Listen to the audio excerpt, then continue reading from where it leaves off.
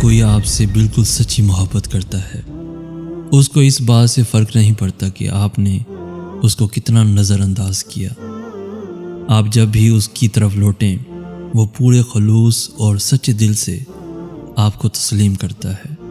यही वजह है कि हम जब भी अल्लाह की तरफ लौटते हैं, वो हमें हमेशा ऐसे तस्लीम करता है जैसे वो पहले से इंतज़ार में हो कि हम कब उसकी तरफ रजू करेंगे और वो हमें महज एक आंसू के बदले माफ़ कर देगा, माफ़ कर देगा।